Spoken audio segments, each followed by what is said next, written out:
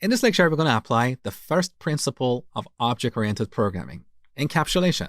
And that basically means that we should bundle the data and methods that operate on the data inside a single unit or object.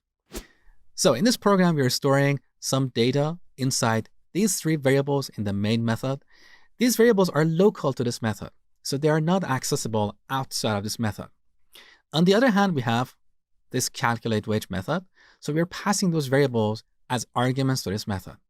So here we should follow the encapsulation principle and bundle these variables and this method inside a single unit. We want to encapsulate them like a capsule inside a single unit, okay? So what should we call that single unit or class?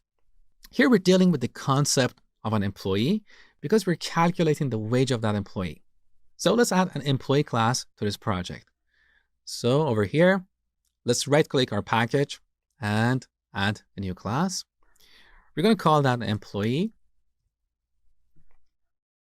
In this class, we're going to declare three fields, the same as the variables that we declared in our main method. So public int base salary, but we're not going to initialize this to this value because we don't want to hard code this for all employee objects. This is just a blueprint. So later when we create an employee object, for each employee we'll set the base salary, okay? Now let's declare the second field, hourly rate, and finally extra hours. So three fields. Now we should declare our calculate wage method. So public, we don't need to use static because earlier I told you that we use static only when we want to call a method from the main method. So public int calculate wage. Now what parameters do we need here? Shall we add the base salary and these other values? No, because we're storing these values inside these fields in this class. So there is really no need to add parameters to this method. So in this method, we can simply return base salary plus hourly rate times extra hours. So this is the first sign of object-oriented code. Our calculate wage method has no parameters. Previously, we had 3 parameters. Now we have 0 parameters.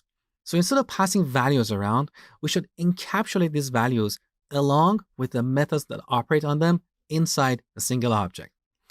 Now let's make an assumption.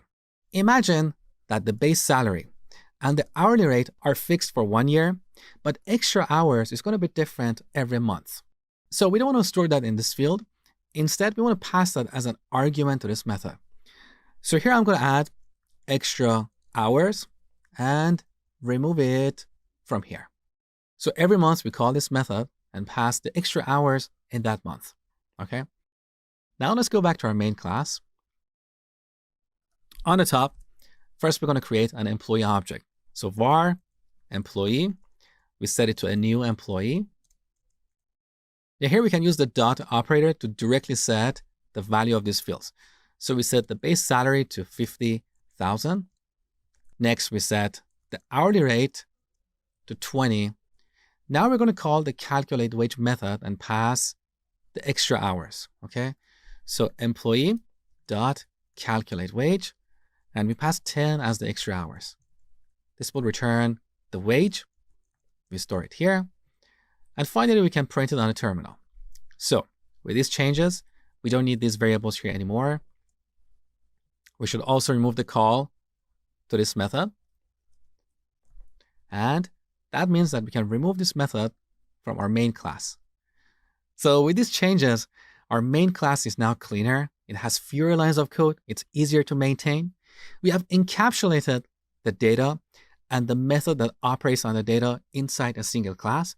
So if tomorrow we want to build another application that involves calculating the wage of our employees, we can simply copy this class to that project or put it in a reusable library so we don't have to copy paste code around. But wait a second, we're not done yet. This code has an issue, and we're going to look at that next.